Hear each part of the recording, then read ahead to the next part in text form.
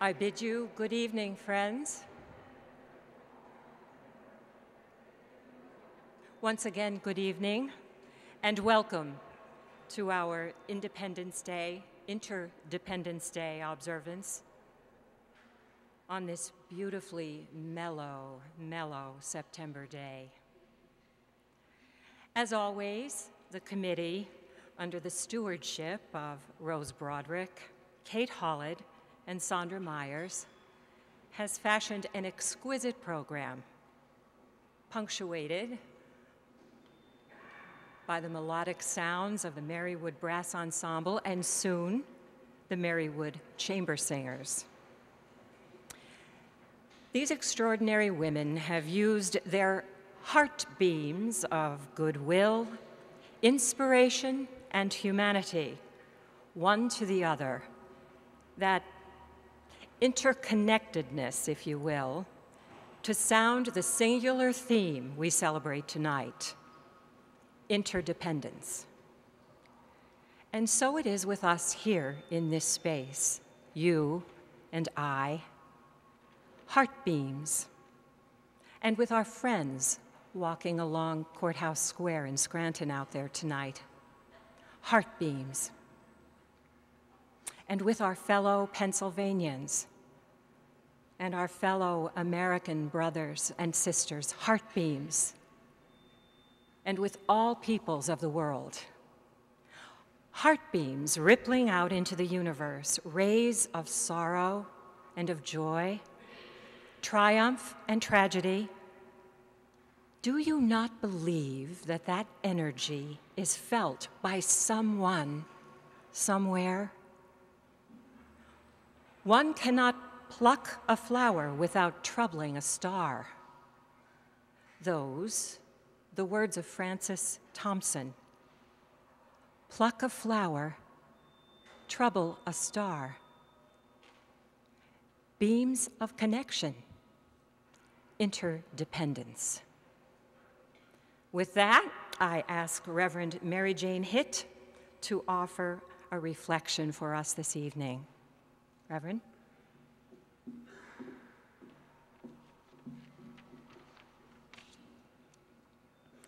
Let us now join our hearts together, asking that the Divine Spirit, whom we call by different names and understand in many different ways, soul of our soul, spirit of our spirits, will breathe into us the breath of life, that we might bring light to the world. May we be inspired with divine, unfettered wind, free from the cords that bind us, free to love without measure, to care without constraint, to give without counting the cost. May we be blessed with a holy anger at all that divides the people of the world: oppression, injustice, exploitation, inhumanity. May we then be turned from rage to reconciliation, from fear to friendship, from cowardice to courage, that we might acknowledge our interdependence and embrace one another in the spirit of peace. May we join together to create in our world a spirit of harmony that ushers in a future where all are valued as worthy, where enemies find the path of peace, where those who are broken find the path of healing, where those who are in despair find the path of hope, where justice and freedom fill the air. May it be so, this day and every day. Amen.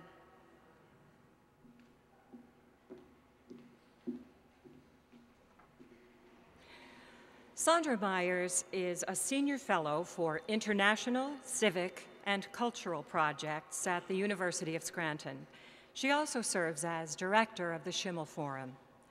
Now, many are the initiatives that Sandra has generated to connect with the community, to illuminate, to educate, to ingratiate, to make a difference that might, oh, shall we say, ripple out into the ether and awaken an awareness of our commonalities, our interdependence along this journey that we take together.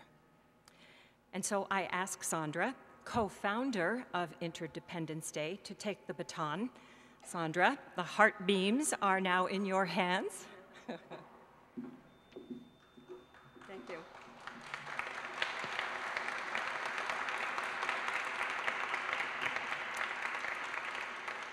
It is my privilege to welcome all of you here today. Those of you who are veteran interdependence patriots, here to renew your vows, as it were, and those new friends who join us to make a reality of the spirit of interdependence in our community. The invitation for this day's event has a subtitle, Democratizing Globalization. Perhaps that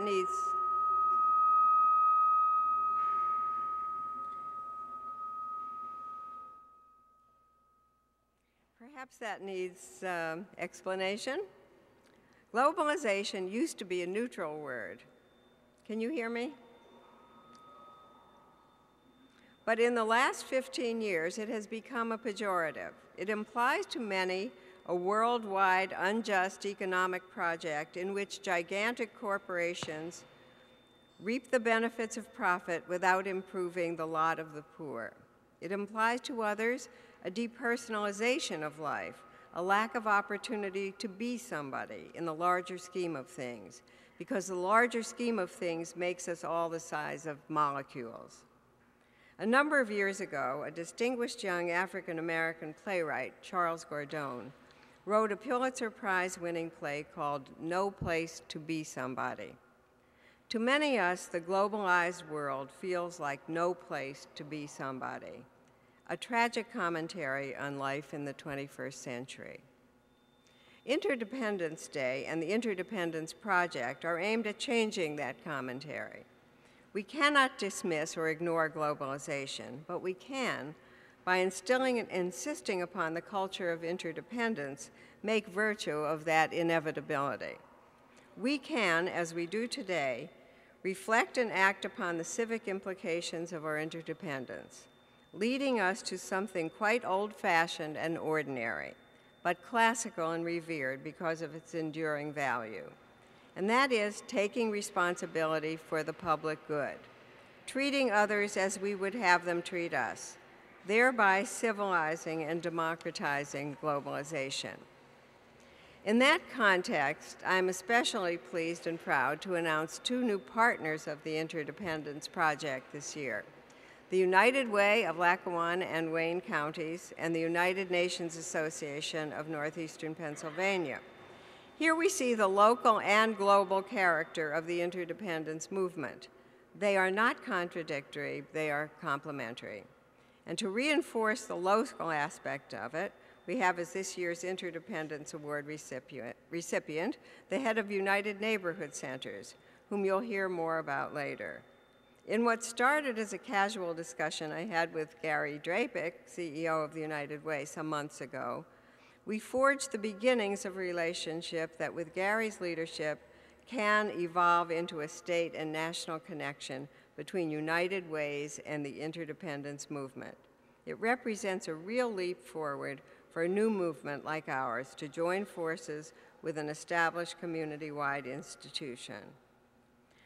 I would be remiss if I did not mention at this point the heroic mobilization of this community in the last week, spearheaded by Gary, to fill the food pantries left empty due to the what I would call unconscionable failure of our state to pass a budget, leaving Pennsylvania's most vulnerable citizens and needy organizations in desperate straits. Indeed, in the spirit of solidarity and, yes, interdependence, I invite all of you to make a voluntary monetary contribution by cash or check to this campaign before you leave this evening. We received this special permission from the U.S. Middle District Court to make the solicitation. Similarly, and I must stop at this point to commend you on to report to you on what's gone on this week. Gary, who's right here with us tonight, and will gain our applause in very few minutes, reported to me that as of 2 p.m. today, 400, they opened the doors at the Salvation Army to receive food at 4:30 this morning. As of 2 p.m., 457 individuals stopped by with donations ranging from a bag with 2 cans of soup from a 7-year-old boy who asked that we, and I quote, give them to someone who needs it more than I, to a group of nursing home residents who took up a collection and went out and bought food, to 36 companies and organizations who came by, to the Colts buses who participated. And I could go on and on, but I won't, except to say that in Gary's view and in my view, and I hope in all of your view, this is a material manifestation of interdependence that we are living on this very day. So let's give some applause to Gary.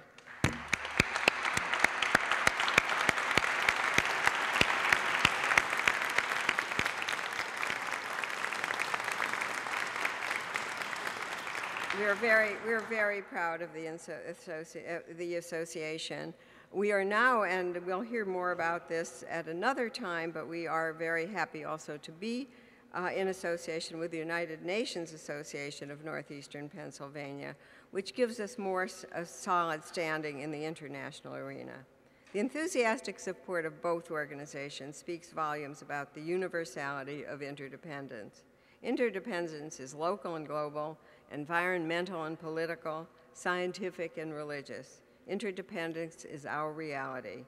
It is for us to develop a rich and dynamic 21st century culture of interdependence. This year marks significant progress in 2 important secondary education interdependence projects in our region. One is the Hexagon Project, spearheaded by Beth Burkhauser, who has staged an international art competition featuring students' artistic interpretations of interdependence using the hexagon shape as its symbol. The second is the Interdependence Toolkit Project, which we piloted last fall with 8 teachers in several school districts in the region and had them evaluate the use of the toolkits in classrooms. Based on their findings, there will be a modest leap forward with the project this fall, and I hope a much greater leap forward in the coming year to have as many students in this state and beyond experience learning in all of their disciplines about interdependence.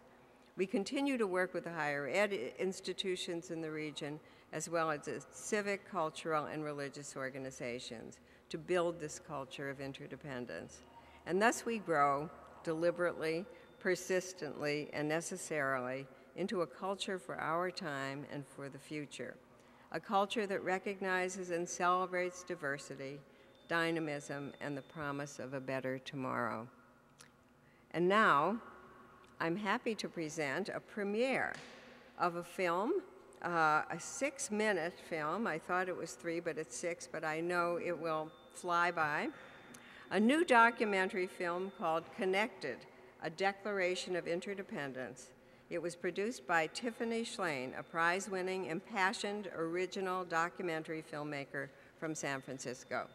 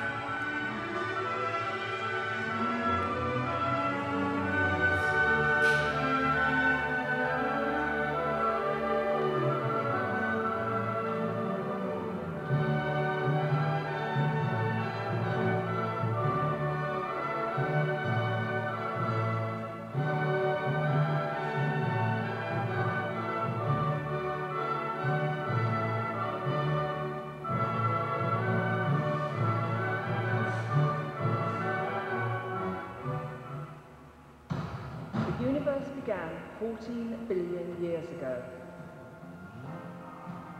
Then the Earth popped into the picture. It started out with only one piece of land, which separated into 7 continents. Dinosaurs ruled for over 160 million years and then disappeared. One theory, no, a different theory, was that honeybees killed the dinosaurs. The plants that dinosaurs used to eat were displaced by a flowering plant that depended on bees for pollination. The dinosaurs couldn't adapt to eating something else. Bad news for the dinosaurs, but good news for the bees. Then Homo sapiens showed up, and their ability to connect with one another and cooperate helped them to survive. They invented language, agriculture, and civilization. Later, Alexander the Great developed the first global economy, linking Asia, Africa, and the Middle East. Then the first global culture emerged. The Roman culture drew on Greek, Persian, Egyptian, and Indian cultures. Centuries later, Europeans came to the New World, bringing with them the latest continental imports: Puritanism, manifest destiny, and smallpox. In 1785, the Marquis de Condorcet discovered the power of collective thinking. He proved that a group of minds was more often correct than a single mind thinking independently, which is why we still use the jury system. The term interdependence was first used by economist Karl Marx in 1848. He described how nations were going to depend on each other for production of goods and services. While he may not have supported it, he predicted the modern global economy. A decade later, Charles Darwin published an important book suggesting that all life is connected.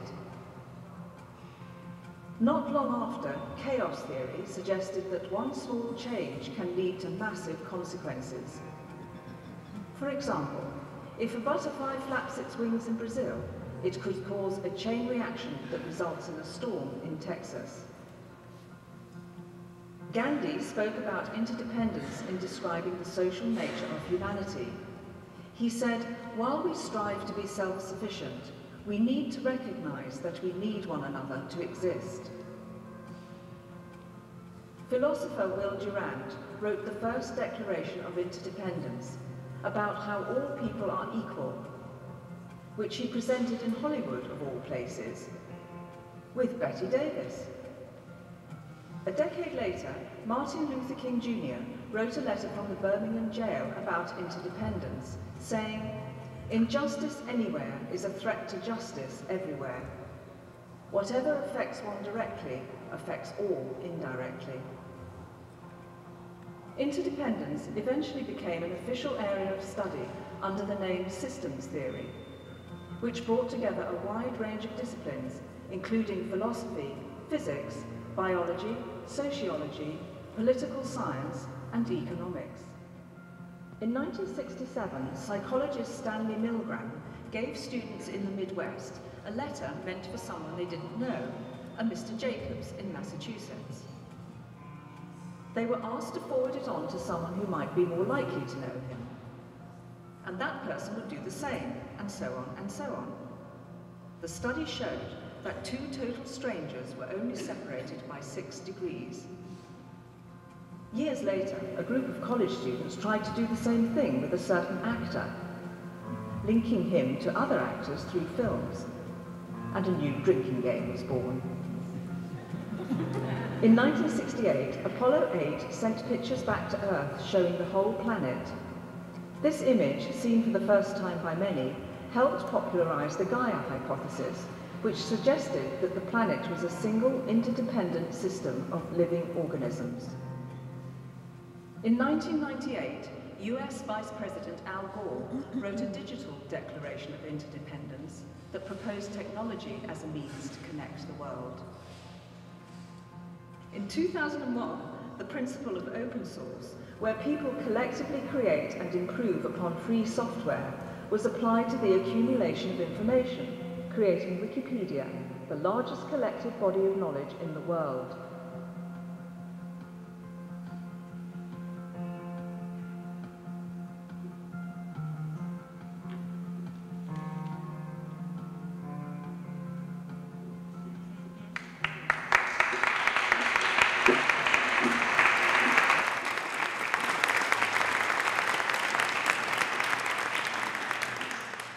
Remember this film? This is the short version of a full-length film. You have been the first audience to see it, and I hope that we'll have occasion to see the whole film soon. For now, let me turn to our keynote speaker. By his own admission, he's good at setting a transformational course. And that is one, but not the only reason that I am proud to introduce him here today. Kevin Close is no stranger to the area. As the president of National Public Radio, he made a number of visits to WVIA in the past. He's also no stranger to me. When he was president of Radio Free Europe, I was privileged to work with him as a consultant in his efforts to transform that institution into a bastion of democracy, even as I was transforming my own professional life from pursuits in the arts and humanities to a focus on democracy and civil society. Prior to his stint at Radio Free Europe, Kevin was the Washington Post chief correspondent in the Soviet Union. His firsthand knowledge of the media and his transformative capacities are legendary, and do we ever need them now? Just as the revolution in information and communications technologies has put all that we know about the media and all that we know about freedom, the freedom to know, in a new context, Kevin has stepped out of the realm of managing a particular medium into the deanship of the prestigious Philip Merrill College of Journalism at the University of Maryland. From his new perch, he will help his students, tomorrow's journalists, understand and take advantage of the new technologies that give new meaning to politics, religion, education, democracy, and you guessed it, interdependence. The title of Kevin's keynote address today is We the iPhone People, a Revolutionary Interdependence. Instead of commenting on that edgy, provocative title and what it portends, let me not waste another moment and simply ask you to join me in welcoming Kevin Close.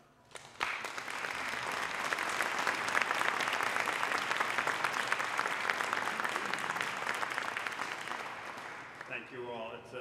It's an honor to be here tonight, and I think actually the applause, any applause, is for you all together and individually for all you've done in the communities that you serve so well. We in the media look to you to help us do better what we do, and that's been true in my entire life. I've been in journalism a very long time, as you might tell by looking at me. I must say, though, from my years in radio, I've got to borrow what Robert Siegel often says. If there are people here who listen to All Things Considered, you know who I'm speaking of. Robert will look out at an audience like this, it being radio, of course, and say, you don't look like what I had imagined. So I think we're all in that together. I want to thank Sandra, who is indeed a great friend and an inspiration to me, and has been in my professional life and in our personal lives.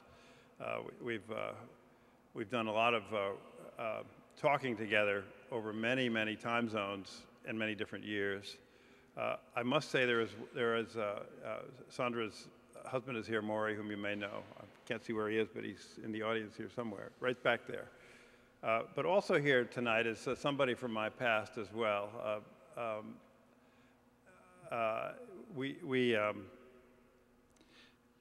This guy and I go back a very long time to the days in Munich, Germany, and in Prague, in the Czech Republic, when we were trying to sort of rethink what Radio Free Europe ought to be in the post-Soviet era. Should it disappear entirely? Was it simply a Cold War device, or did it have something else to do? And our belief then and today is that at a time when those societies were actually getting their history in their own hands for the first time, after, in some cases, decades of repression by unitary governments, in some cases, not after decades, but after centuries of repressive rule from one sequence to another. And we're actually going to try to reinvent themselves as civil societies based on the rule of law and governed, if they could pull it off, by the rocky path of getting to parliamentary self-government. That they needed independent, skeptical, disinterested, nonpartisan information and news sources more now than they ever had access to in the past. And who helped me do what we did at Radio Free Europe was to redirect it. And it's actually still functioning today in Prague, in the Czech Republic. Was a guy who's sitting right in the front row over here, Duncan Perry. Hi, Duncan. Thank you.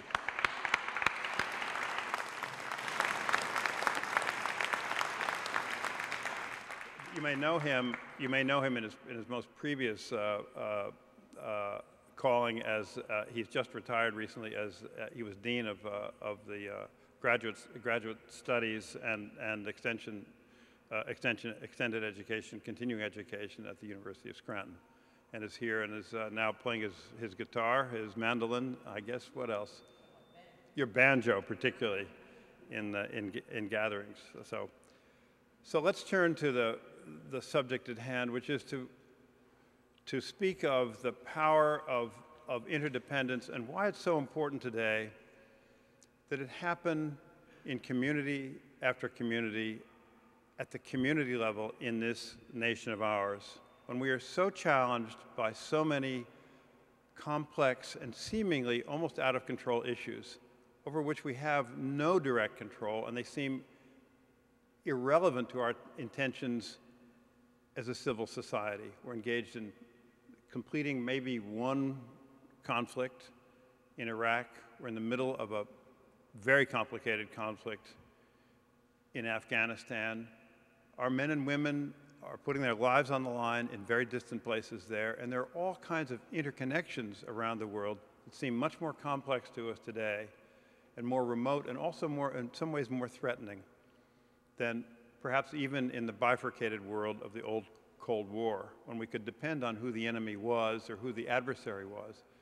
And part of what I hear in the dialogue around us in this society is how many adversaries we think we have.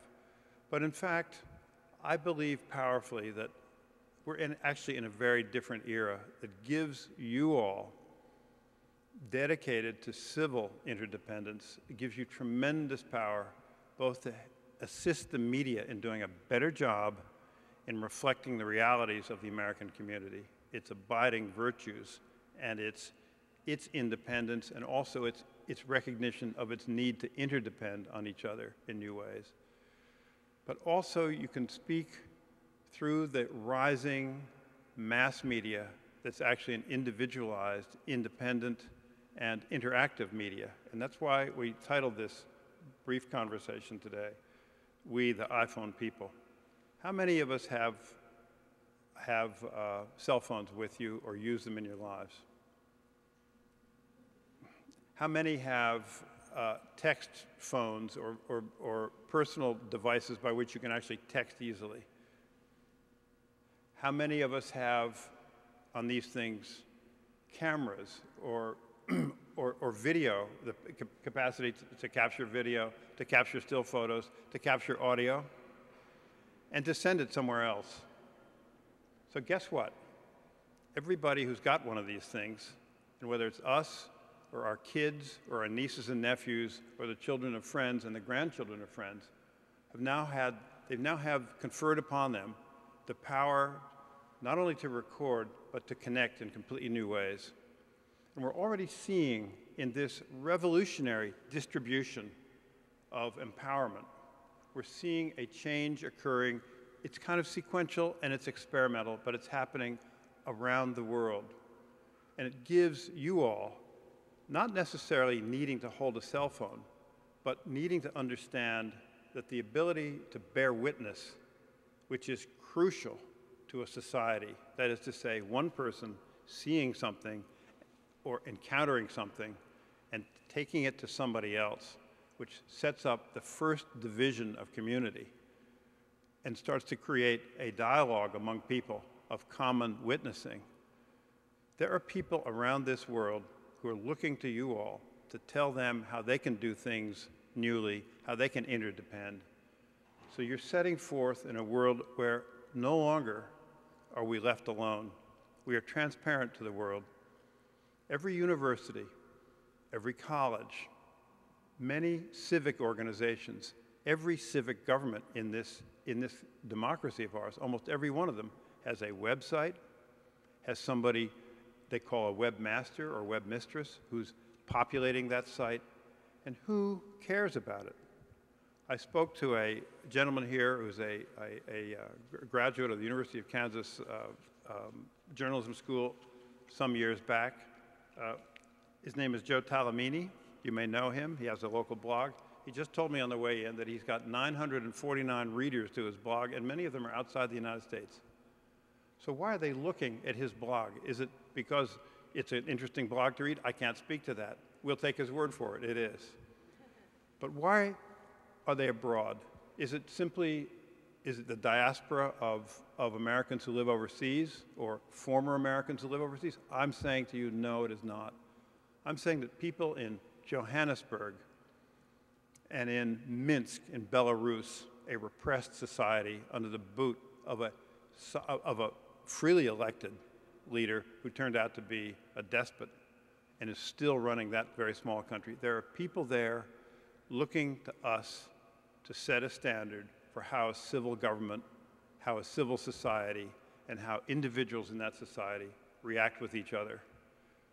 And so what you are doing today, whether or not you're doing it yourselves through the power of these, or someone else is doing it with us, what I'm saying is that there is a light being shown on us in a completely new way. And our calling as a civil society, as it has been from the first days of the Founding Fathers, is to think out not only for ourselves, but to bear a torch forward that others can witness and say, I see something that I can do myself. So I want to say about your calling to all of you across Northeast Pennsylvania, with Sandra and others who are both the larger organizers, but at the community level as well.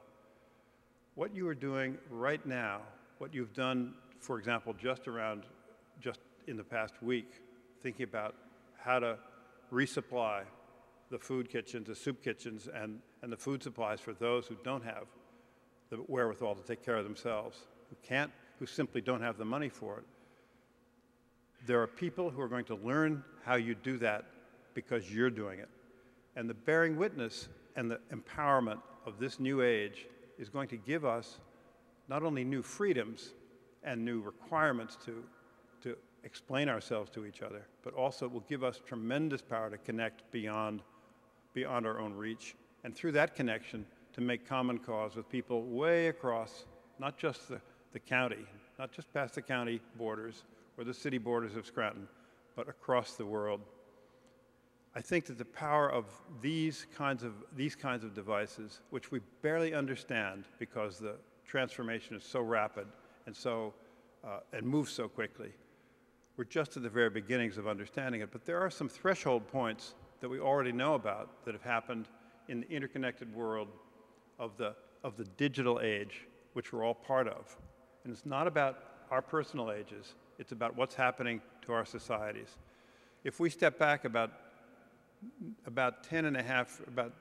decade and a little bit more than that, we will encounter an event that occurred in the 1990s without precedent, in which activists in this country and elsewhere in Scandinavia got together and, using the power of the internet and email, began looking at and supporting the idea of an international treaty to ban the use of landmines because they're so dangerous and there are so many millions of them in places of past conflicts.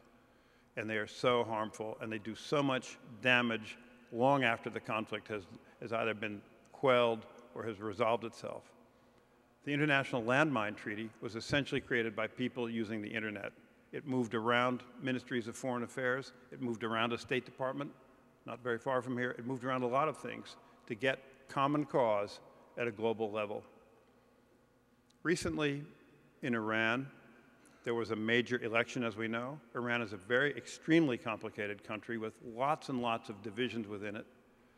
We know that suddenly and without any preamble, people started using the power of these to communicate to each other common ideas about how to seek out a free and fair election.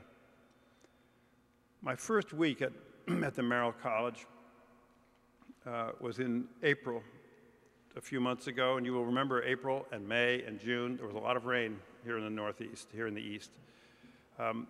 At the end of my first week there, I was trying to find my way out of the building, the journalism building, and I'd been there so short a time. There were like 6 doors. I didn't know which 2 went in, which ones went out to the parking lot behind and which went out the front door. I couldn't remember which. As I was thinking about this, a kid walked in. It was about 8:30 at night on the first Friday night I was there, soaking in rain. He pulled off his parka. He looked at me rather startled to see me there. I was rather startled to see him. And I sort of said, "Are you a journalism major looking for friendship and somebody who knew the door out?" He said, "Yes." He said, I said, "Well, what year are you?" He said, "I'm a senior." You know, I'm so old I can't tell a freshman from a senior. They all look like freshmen to me. So I said to this kid, and are you majoring in journalism? He said, "Yes." And I said, "You're about to graduate?" "Yes." And I heard something in his voice, and I said, "Where are you from?" He said, "Iran." "When did you come to this country?" He said, "I was 12 when I came." So I asked him, why did you major in journalism? He said, because, with a huge smile, because I'm going to devote my life to free and fair elections. And I thought to myself, the way he can be empowered to do that is not only what he may have learned at the University of Maryland at this particular journalism sequence, but the fact that he's graduating into this world where he can find allies and friends and colleagues and collaboration in a completely new way, as the people of Iran did when the election swept across the country and is still roiling the internal politics of that country. We know that they all got on something called Twitter. And Twitter limits you to 143 character strokes per message. With that brief, and people say, well, is that what we're going to? A Twitter world where everything that happens that has any consequences is going to be boiled down to 143 characters? Well, 100 years ago, when high-speed newspaper presses really got going, newspapers in major cities, including this one, were producing 3, 4, 5, 6 editions a day with brand new headlines coming out the front page every hour or every 2 hours to catch people going home from work or coming to work. So yes, it can be done. People were reading headlines and buying a paper on the basis of what they saw on the front page in 6 words or 8 words. So we can indeed collaborate and cooperate in this world of interdependence in completely new ways. The message I bring, and I started out in print journalism. I started actually in the world of narrative bearing witness when I was 19, and I met by complete accident and serendipity a Holocaust survivor. And we began a conversation that went on for basically 3 years as I went through college. And it became a book. And I thought, you know, this is a remarkable opportunity. I feel so empowered to be able to have this in my life. I think I'll keep doing it. I came from a newspaper family and a radio family. Newspapers and radio, people think of those as very old and now increasingly passé. What I'm saying is that the means of communication is moving in a different direction. It doesn't leave anything necessarily behind. It adds. It's an additive power to us all. So the power of interdependence is almost, in some ways, summarized by these little things. This is not a commercial for them. I'm just saying they're part of our lives. We didn't invent them here. I didn't invent them. But they're coming faster and with more power each day.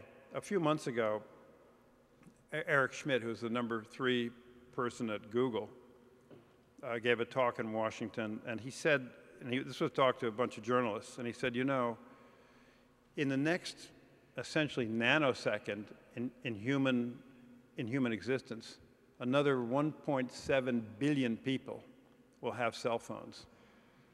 So let's say it happens in another decade.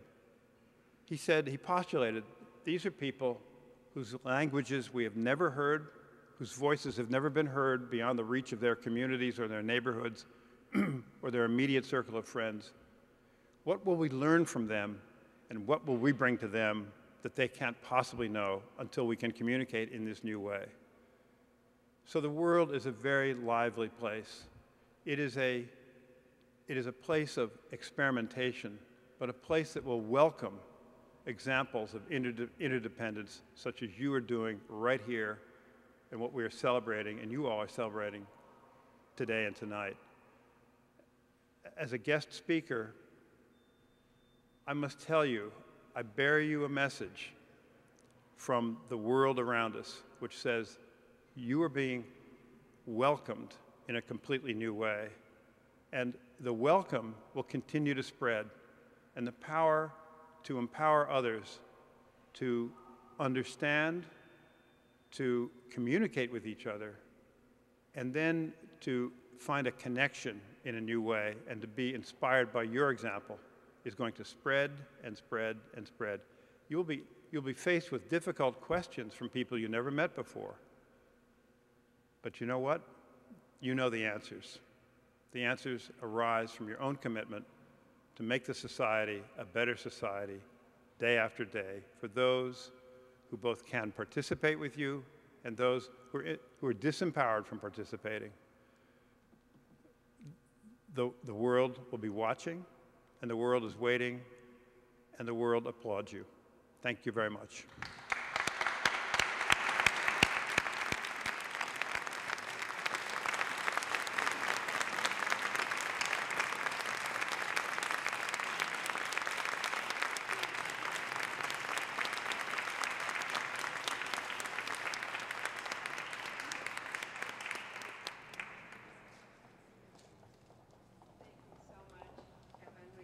Inspired and enlarged by what you've said, and now we will have the Marywood Chamber singers.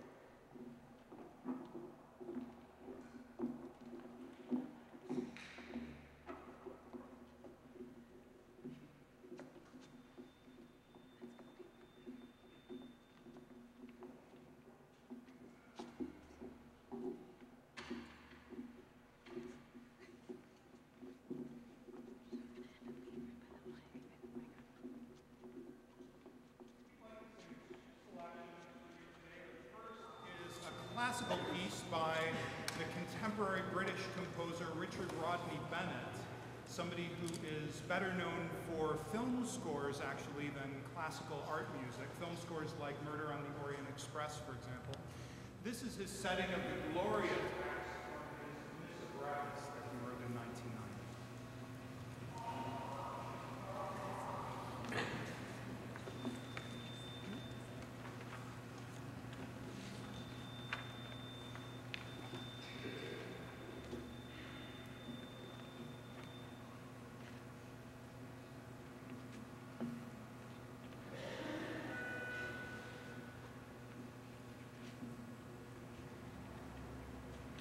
Gloria in excelsis Deo, Gloria in excelsis Deo, et in terra pax hominibus, bone voluntatis.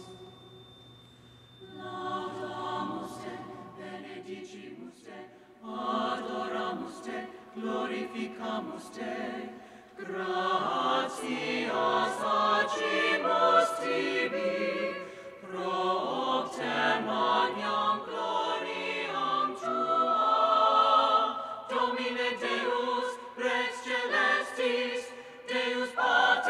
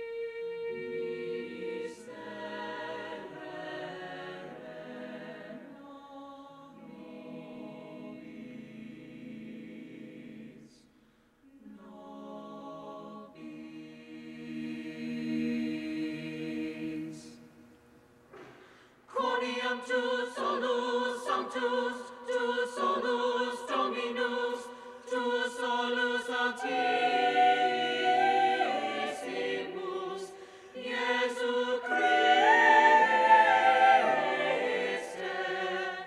tu solus sanctus, tu solus Dominus, tu solus Altissimus, Iesu Christe.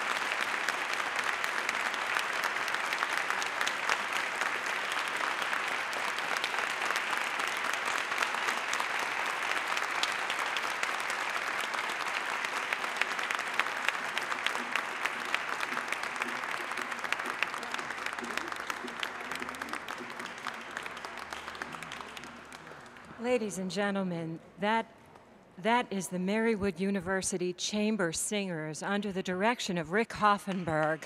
They are brilliant. Brilliant. Oh my God. I don't know about you, but they took my breath away. I think, Sandra, we need to get them to do a CD and send that around the world and have interdependence with them and connect with the world through them, and then we'll have world peace. They were just wonderful, weren't they? Oh, wonderful.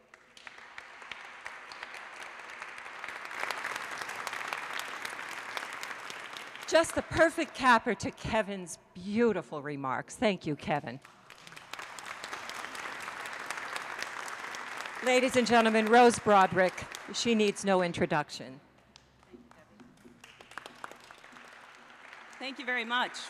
Can you all hear me? Good evening, and thank you. It is my great pleasure to present this year's World Citizen Interdependence Day Award. The purpose of the award is to provide a format to publicly recognize outstanding leadership and the contribution of individuals closely connected with interdependence and its practice, and to increase awareness and understanding of the importance of interdependence in our community. This prestigious award reflects a variety of ways which exemplify the spirit of interdependence, a commitment to embrace all people and to take responsibility for them, whether it is at the local, regional, national, or global levels. Past recipients include the Honorable Bill Scranton, Federal Judge Tom Vanaski, Sister Margaret Gannon, who is with us this evening, and Keystone College President Ned Beam, Dr. Ned Beam. We know that the lives of citizens of the world improve through good relations with our neighbors, as witnessed tonight by Kevin's wonderful comments. Our award recipient this evening has demonstrated a remarkable, outstanding ability to unite neighbors throughout our area with the objective of building a more humane and viable future for our region. Our honoree has demonstrated a vision and responsiveness to assess the needs of low-income families. He has worked with the youth and senior citizens of our community to provide them with the tools necessary to integrate into the community and attain self-sufficiency.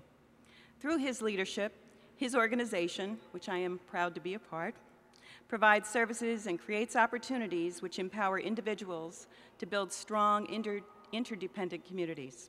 He is proactive, innovative, and steadfast, aren't you, Michael, in addressing the needs of the hungry, assisting immigrants, homeowners at risk of foreclosure, and children who need support to build their capacity, and much more. As Sandra Myers recently noted, his vision, knowledge, and advocacy are the gifts which have enabled him to address our 21st century challenges in a 21st century way, many ways. In Archbishop Oscar Romero's poem, A Future Not Our Own, he writes, "We plant seeds that one day will grow. We water seeds already planted, knowing that they hold future promise. We lay foundations that will need further development. We provide yeast that produces effects beyond our capabilities." These words describe the work of our honoree and the mission of his fine organization, and it certainly reflects the true meaning of interdependence. That is, our ability to rely on each other to tackle emerging social needs, employing innovative approaches to build strong, interreliant communities by partnering with individuals, families, and neighborhoods. Please join me in recognizing this year's World Citizen Interdependence Day Award recipient, Mr. Mike Hanley, who is the Executive Director of United Neighborhood Centers.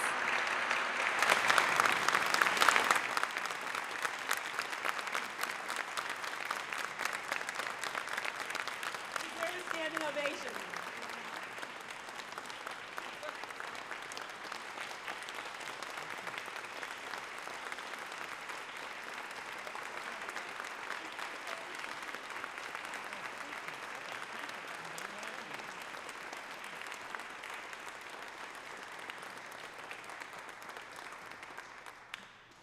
I'd like to take a minute to ask two people who just sat down to stand up again. Mike's parents, Mr. and Mrs. Francis Hanley.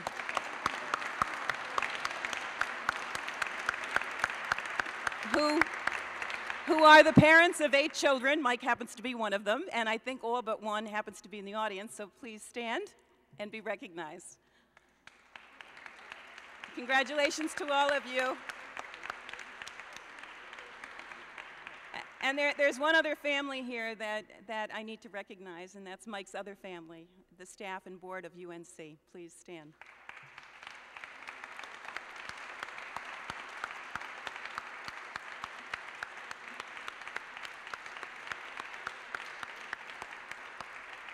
Thank you. Mike, we have several recognitions here, the first of which are tickets for 2. So where's your wife? To the Northeast Pennsylvania Philharmonic 2009 Classical Series, and we'd like to thank the Philharmonic for their kind donation. It's number 1, and I wrote on the envelope, sorry. I'm taking notes. The second special recognition is from Congressman Paul Kanjorski, who could not be with us this evening, but he wishes to recognize Mike's extraordinary work in community service. So, Michael.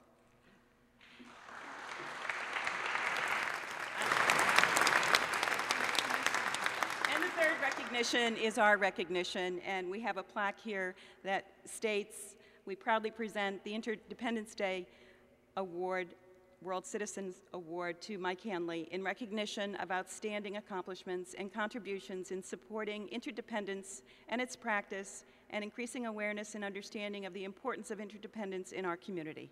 Dated September 10th.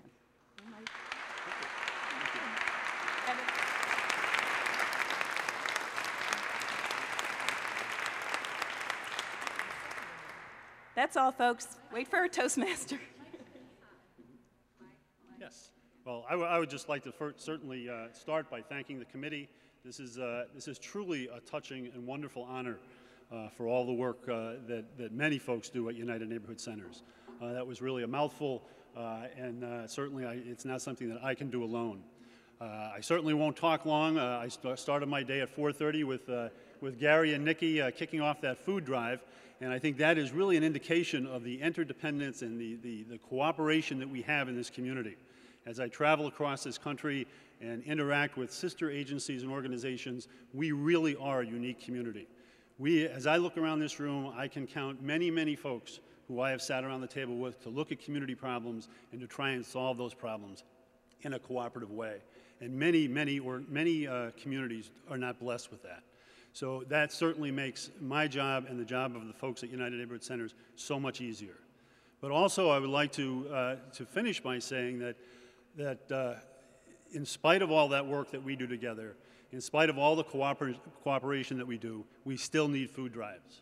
There are still hungry people in our community. There are homeless people in our community. There are children who are at risk in our community. And while we continue to strive to meet their needs, there is still much more that needs to be done. We need to look at not only feeding them, but why are they hungry? Why are our children at risk? And so as a community, we need to continue to address those needs. I would like to accept this in honor of my mother and father, who really instilled in me the values of interdependence and cooperation. Thank you.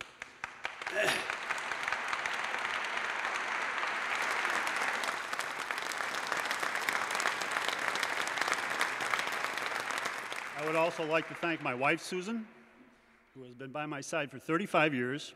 Well, not always by my side, sometimes behind me, pushing me. But she's certainly been my partner. Thank you.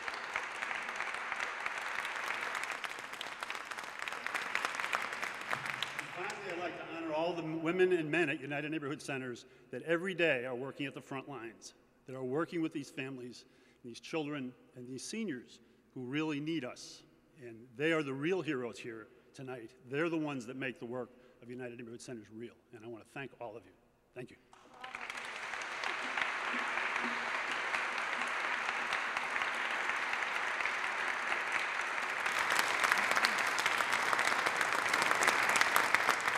Thank you, Mike, and it's an award very well deserved. We're very proud of you. At this time, I'd like to call on Kate Hollett, who is the co-chair, really the chair, of Interdependence Day. And I'd like to first thank Kate for the wonderful job she's done this year, and she's going to close the program with a few remarks. Thank you. Thank you, Rose. Thank you, everyone. Last but not least, this is titled Appreciations, and I'd like to first extend my appreciation to all of you for your interest, your attention, and in advance, your generosity with the basket downstairs that we have for contributions to the United Way Food Pantry. If you haven't already, we'd really appreciate it. Also, if you take a look at your program here, at the back of your program, you'll see that we have some very, very generous patrons, sponsors, media partners. I don't have my reading glasses here, but you can read it all, that were very generous in their donations to Interdependence Day to make this event possible. I'd also like to thank Mary DeAndrea. Mary, are you here? Councilor Mary, who is Chief Clerk of Courts here at the United Middle Court District, and her staff for producing and supporting us and putting on this wonderful program tonight with all the support that it takes to get this to pull together.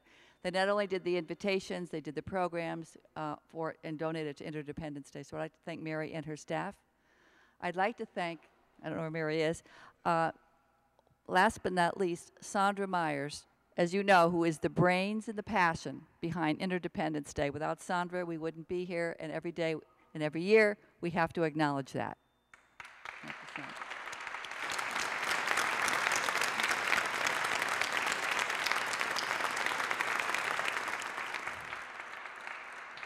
And one final note, we do have other events for Interdependence Day. If you look on the back of the program, we have our website, www.interdependencedaynortheastpa.org. You'll see there's many colleges, universities, and other organizations that are sponsoring Interdependence Day events. We look for your support to them, too. Thank you, and enjoy the food and drink.